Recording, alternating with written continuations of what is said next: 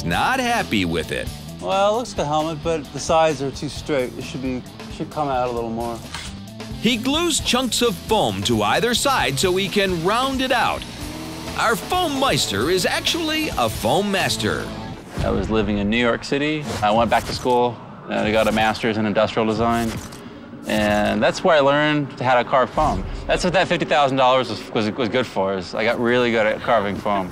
All right. You the man! That's awesome. This helmet's ready for a visor. With trophy cabinets almost done, Brooke knocks out a plywood visor. Looks like a visor, yeah? Yeah, why not?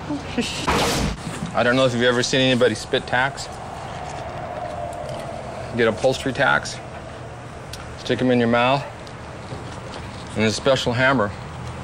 And you move your tongue around inside, and you put the tack on your nail, on your hammer, so you can pull and you tack spots.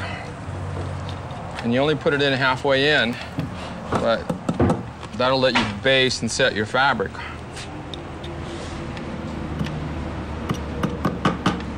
I learned this about 30 years ago. They use staple guns now for everything. But I really like this method. But see, what's nice about the tacks is, now when I'm done, I can just hit them, and they come right out. So I don't have to dig out staples. I swallowed one once. I never found out what happened to it, but I was nervous for about a few weeks. All right, I had to get my decorator to come decorate for us. All right. I'm Jerry. Hi, Jerry. What is your name? Official Michael. Michael. Are you using pants for the butt part? No. No? No, only because these are too big and bulky. Oh, yeah, kind of grades on the tushy. Especially with a tight C. So we have to do something about this floor because somehow Spanish tile does not go with motocross. So I want checker flooring all the way across. The plantation shutters, they're out. I'm gonna do some drapery out of the jerseys. See if Michael will hook me up with that. I love these jerseys. I wanna wear one. At 2:15, it's concrete time. It's Tuesday afternoon, and our first little mini deadline is just about to get to us. And with this heat, I think we're only gonna have about a half hour to get the concrete, get the mud out of the truck and into the forms. It's a little over 100. Perfect. I need my jacket. Your parka? My parka.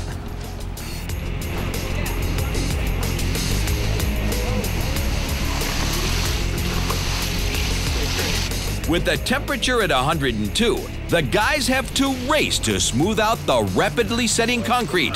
Just start knocking it down, just push. Just keep it moving.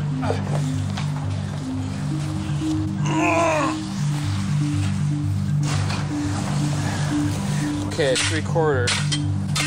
The ties should sink right in, but the concrete's already too hard. We gotta start digging now. Oh my God, are you kidding me? No, it's solid down here, dude. Yeah, if the concrete dries before we get those ties in, it's gonna be a problem. And might even jeopardize our completion time by Friday. With time running out, the guys somehow managed to hammer all the ties in, but just barely. They said an hour. It started drying up as soon as he's poured it. Out front, Leaf is back in the dumpster carving a new project. Giant goggles to cover the widescreen TV. The reason I did one was I wanted to have a master to copy, because I wanted it to be symmetrical. And this is getting pretty close. We got a lot of work to do, but I feel better now that these two things are almost done. All right, it's Tuesday night, second night of the build. Inside, we finally got some progress going on. The Goggles Entertainment Center. Got some good-looking cabinets here for the winner's podium kegerator. The sofa is going to look good, and it's definitely going to be one of a kind. We got 3 days left. It's supposed to cool off a little bit, so hopefully get this thing done, get these guys some tools, and we'll be popping wheelies on Sunday. It's Wednesday. We're rolling now. It's Mike's third day on the couch, but then again, this ain't no everyday upholstery job. Nothing like I usually do. Normal labor on a sofa like this is $1,200 to $1,500 plus the fabric.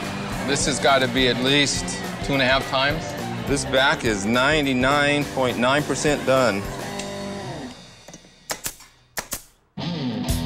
With the concrete dry, Sweet. Mike bolts in 4x4 posts to support the shed.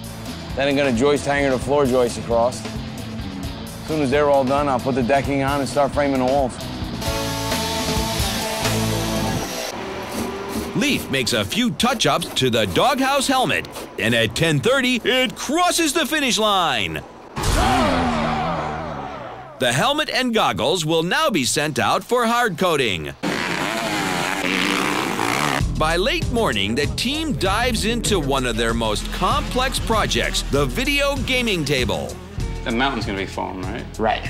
We need to build a main steel rectangle frame. I'm gonna build out the box with the slides That's right. for the consoles.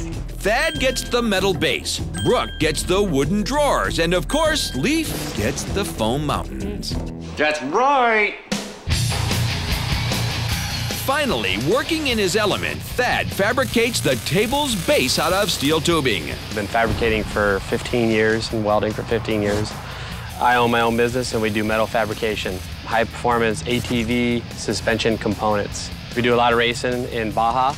We run the 500, 250, the 1000s. Our class is so tight that you're dealing with seconds. Back in his dumpster, Leaf carves out a miniature motocross track. I'm in the groove because I did the other one, so this is gonna go pretty fast. He likes the smell of the dumpster, I think. A steaming hot dumpster on a 100-degree day. I thought he would like it, being he's from New York.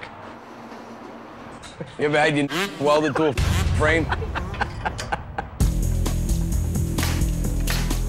Meanwhile, Brooke builds drawers to hold the gaming console. So the slide-out trays are gonna go here with 2 consoles on each side.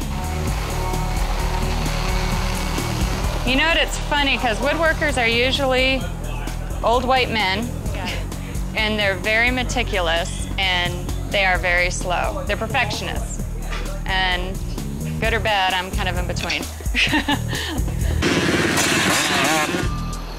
Out front, the skin for the toolbox shed arrives, courtesy of Marathon Truck Bodies. This is the big dog. That there's got to be a 14-feeder. These sturdy weatherproof panels have plywood cores covered with a baked-on layer of fiber-reinforced plastic. Right down, that's it. This is what I'm gonna spend the rest of my week doing, I think. Let these guys build. I'm just gonna ride these things around.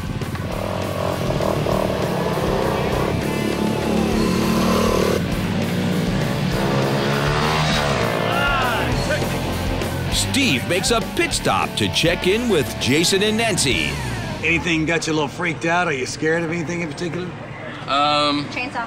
I told you Chainsaw, we heard the chainsaw this morning. You didn't cut down the palm trees, right? I'm not confirming or denying anything. I'm not at liberty to say. We don't want to know. Like, we might see something and we're like, ah, no, didn't see it. We like to guess just by like the sound of what's, what tool they're using, and so we like to try to guess, but we don't want to, try to figure it out by looking and seeing what's going in and out of the house and stuff. In the backyard, there's a problem with one of the ties. The cement dried with it 6 inches off center. It's gonna have to come out and be moved. There's nothing else to do. What do you mean? I got to dig a whole new footing again? Yes. Why? Because by code, the footing's got to be one solid piece of concrete. So you're saying that this whole 16 by 16 thing's got to be all chopped out all the way down to the ground again? As much as possible. I'm gonna put this whole thing together. I'll jackhammer it when I'm done with this. Then how are you gonna get in there and dig if the hole's in the wrong place? If you've got a floor here, you can't get in there under it and dig your hole out. I'm gonna get this frame set and set in. I'll put a brace right here, and then I'll just. But what I'm saying is, if you jackhammer first before you do that. Yes. No, before you set the frame, go ahead and get this moved. You're gonna kill yourself trying to work around that.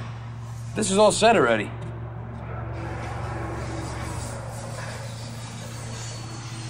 Well, it's just one board on top. Yeah. It's I'll just, get it out. I'll get it moved. It's just toenailed in there. I'll get it moved. I will move it, sir. That's about 4 steps backwards.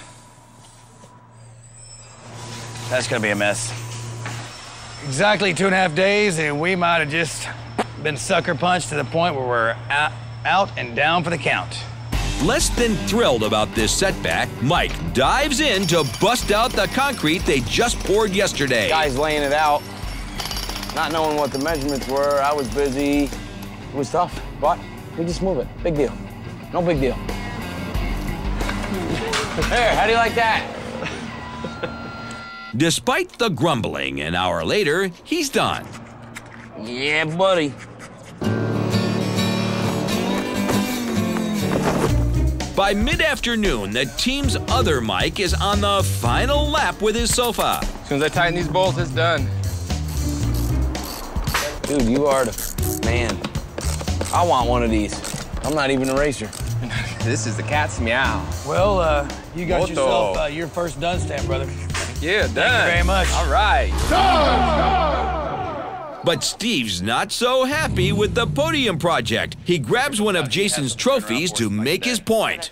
Basically, the trophy that's on the drawing isn't even topical to motocross. I mean, this is a motocross trophy. They're all like column trophies. Okay. I found a trophy shop, and what I'm going to do is go design something that's, you know, like a diamond shape that's got a bunch of columns. That way we can do, have the one up front, have the tap. Perfect. And so what's the measurement up? So I can go up to about 4 feet. Yeah, oh yeah, Okay. absolutely. I'll go over there and we'll get that thing built for you. Lovely. All right.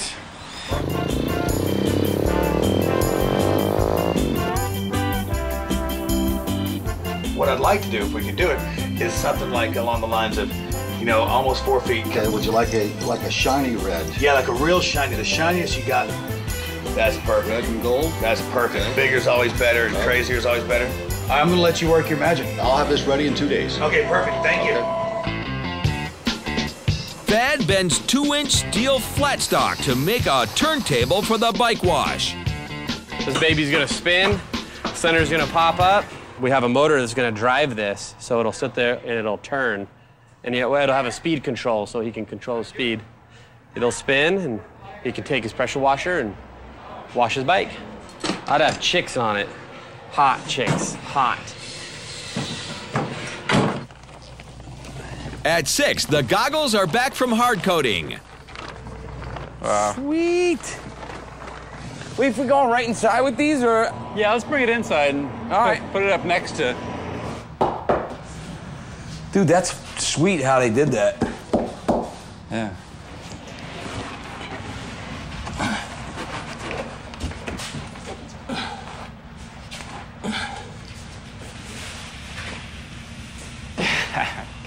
This is ridiculous.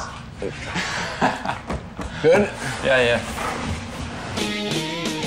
As hump day turns to hump night, the two Mikes join forces to frame up the tool shed walls. Up and in, baby. Like a glove. Who cut that board? You did, baby. Woo. By 8, all 4 walls are standing. As day 3 draws to a close, Thad, Leaf, and Brooke test fit the pieces of their gaming table. Like a glove. Wow. Team effort, baby. I love it so much, I just want to smash it.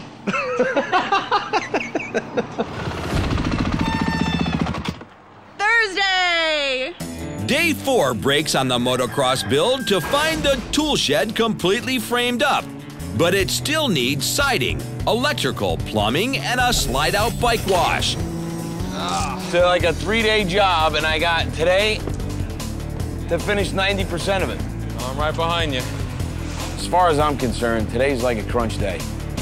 The team's got 2 done stamps, but there's still a long way to go. The TV needs its moving goggles. The video gaming table needs plexiglass, a mountain, and screens. The podium needs a trophy, and the moto chairs haven't even reached the starting line. And our team is starting to tire.